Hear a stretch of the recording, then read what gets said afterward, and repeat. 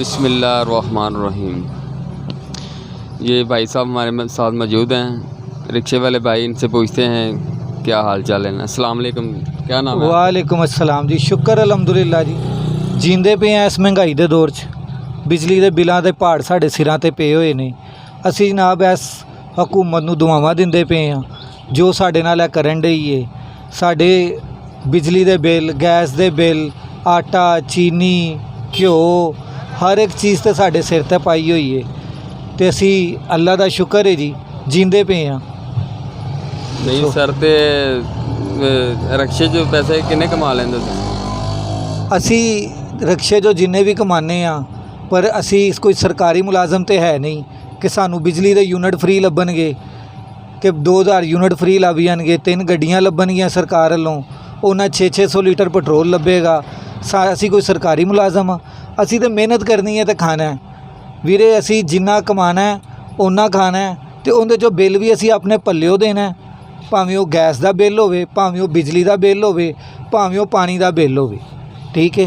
तो यह जोड़े सरकारी अफसर ने जोड़े साडे मुल्क ते कब्जे करके बैठे हुए ने, इन्हों ने की करना है? 2-2, 3-3 लाख इन्हों की मामूली जी तनख्वाह है। अलाउंस इन्हों तो इलावा ने, हाउस रेंट इन्हों लैदा लभदा है, तो बिजली के बिल इन्हों 2-2 हज़ार यूनिट माफ़ ने। AC इन्हों दे सरकारी ने, किचन दे विच इन्हों दे सारा सरकारी आंदा है। पानी इन्हों दा सरकारी बिल है, वो भी माफ़ है। गैस इन्हों किन्ने यूनिट गैस दे इन्हों माफ़ ने। तो वीरे बिल असी देना है, उन्हों का भी बिल असी दिंदे पे हाँ, तो दिंदे रहांगे, कुट खांदे पे हाँ। साडा उही हिसाब है जिहड़ा एक बादशाह ने देखा कि उनकी आवाम राया जिहड़ी है ना, आवाम उनकी बड़ी सुखी है। उन्हें कहा एडी आवाम सुखी क्यों है? एक तेरे वर्गे वजीर ने कह दिता कि बादशाह सलामत है, सुखी इन्हों ना 1-1 लित्र मारिया करिए रोज़ाना का। उन्होंने कहा ठीक है। अगली दफ़ा जो बादशाह दोबारा उत्थे आया, आके पूछा हाँ भी उनकी हाल है। असी यह नहीं कहा कि बादशाह सलामत लित्र बंद कर दो, असी यह कहा कि बादशाह सलामत लित्र मारन वाले वधा दो। साडा तो वो हाल है।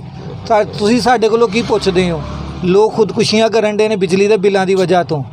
लोग अपने घर की बच्ची का जेज वेचन डे ने, कांटे वेचन डे ने अपनी बुढ़ियां दे। की जी बिजली का बिल आ गया, उन्होंने कोलों पुछो कि यार तू बिजली किनू दी है? सूरज नूं दी, अग बालन डे हैं। घर च एक बल्ब, एक पखा, एक फ्रिज तो एक इस्त्री, इनका बिल जोड़ा 10-10, 15-15 हज़ार आंदा है। तो जिन्हें कमाना ही 15 हज़ार है, उन्हें बिल देना है, रोटी खानी, बच्चों को खुदकुशी करा दे, की करे? दसो तो सही।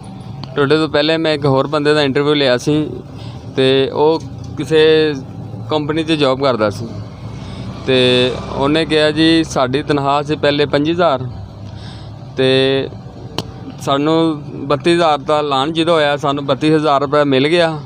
ਤੇ ਉਸ ਤੋਂ ਬਾਅਦ ਕੰਪਨੀ ਨੇ ਨੋਟੀਫਿਕੇਸ਼ਨ ਵੇਖਿਆ, ਉਹਨਾਂ ਕਹਿੰਦੇ ਨੋਟੀਫਿਕੇਸ਼ਨ ਆਇਆ ਹੀ ਨਹੀਂ।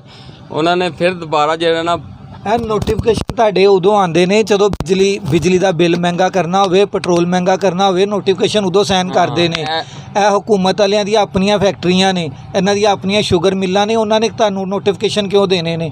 ਉਹਨਾਂ ਨੇ ਤੁਹਾਨੂੰ ਨੋਟੀਫਿਕੇਸ਼ਨ ਥੋੜੀ ਦੇਣੇ ਨੇ। ਉਹ ਤੁਹਾਨੂੰ ਨੋਟੀਫਿਕੇਸ਼ਨ ਤੇ ਉਦੋਂ ਦੇਣ ਜਦੋਂ ਉਹਨਾਂ ਦੀ ਮਿੱਲਾਂ 'ਚ ਪੈਸੇ ਦੇਣੇ ਪੈ ਜਾਣਗੇ। ਅਗਰ ਉਹ ਨੋਟੀਫਿਕੇਸ਼ਨ ਤੇ ਸਾਈਨ ਕਰ ਜਾਂਦੇ ਤੇ ਉਹ ਤੁਹਾਨੂੰ ਉਹਨਾਂ ਨੇ ਸਹੂਲਤ ਦੇਣੀ ਹੈ, ਉਹਨਾਂ ਨੇ ਤੁਹਾਨੂੰ ਮਾਰਨਾ ਹੈ। ਤੁਹਾਨੂੰ ਮੈਂ ਅੱਗੇ ਦੱਸਿਆ, ਤੁਸੀਂ ਕਹੋ ਬਾਦਸ਼ਾਹ ਸਲਾਮਤ ਲਿੱਤਰ ਮਾਰਨ ਵਾਲੇ 4 ਬੰਦੇ ਹੋਰ ਵਧਾ ਦਿਓ, ਤੁਹਾਡਾ ਉਹ ਹਿਸਾਬ ਹੈ, ਤੁਸੀਂ ਉਹੀ ਕਰੋ। ਫਿਰ ਕਹਿੰਦੇ ਨੇ ਕਿ ਫੈਕਟਰੀਆਂ ਵਾਲੇ ਅੱਛੇ ਨੇ, ਲੇਕਿਨ हुकूमत ने एक ऐलान किया तो नोटिफिकेशन तो जारी करन कि यार ऐलान किया तो इनकी नोटिफिकेशन जारी करनी है। पेट्रोल ਵਧੇ तो फौरन नोटिस जारी हो जाता है। ਦੱਸਿਆ ਤੇ ਹੈਗਾ ਮੈਂ। तो जो तनख्वाह की वारी आई, सिर्फ कह के आवाम को खुश करके तो भज गए। ठीक है, तो नोटिफिकेशन किन्ने देना? सवारी आ गई है, तू मेरा भरा निकल हुण।